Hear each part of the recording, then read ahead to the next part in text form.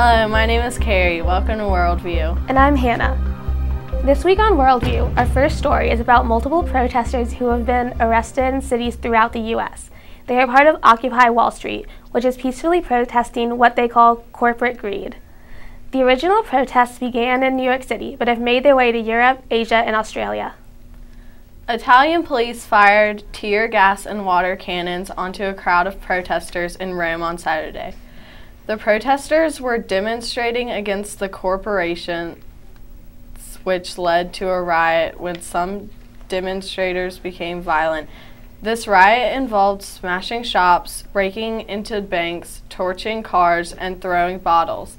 The protesters soon confronted the police with bricks, stones, and bottles, and then later clubs, pipes, and hammers. Tensions between Iran and the United States have recently grown more tense. Evidence has shown that the Iranian government has been trading drugs with Mexico in an attempt to kill the Saudi Arabian ambassador to America.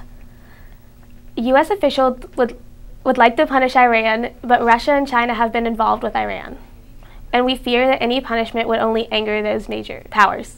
Israel is releasing 477 names of prisoners that they will trade for Gilad Shalit. He is a young Israeli soldier who was captured by Hamas 5 years ago. Eventually, over 1,000 Hamas prisoners will be exchanged for this one soldier, who had become a national hero. It's now been almost 2 months after Tripoli, the capital of Libya and stronghold of General Gaddafi, lost to rebel forces. Gaddafi is yet to be found. Many believe he is in the desert of southern Libya and receiving aid from the Tuareg tribe, to which he belongs. The new government stated that Gaddafi will eventually pay the price for all the crimes he committed while in power. Wait, this just in. We have reports that Gaddafi has been killed, but we will report on that at a later time. Japan has been pressured by the International Atomic Energy Agency to make a plan to help thwart the leaked radioactive contamination at the earthquake damage at Fukushima nuclear plant in northwestern Japan.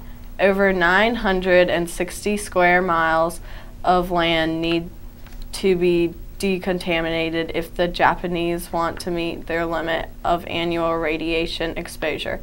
Japan's government believes it will take $13 billion to bring the exposure rate down to acceptable levels. There was another radiation scare in Japan this week. Last Thursday, radiation was measured on a crosswalk in Tokyo. Officials say that it came from a wooden house down the street that had multiple bottles of radium under the floor in the basement.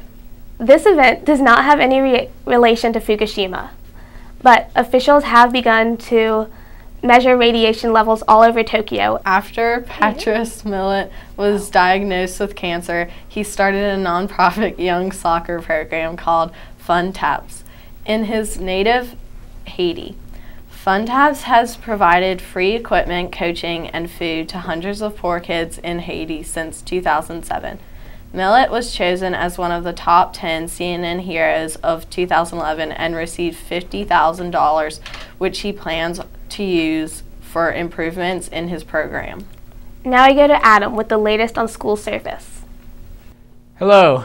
There are only 3 more in-school service opportunities this term, so be on the lookout.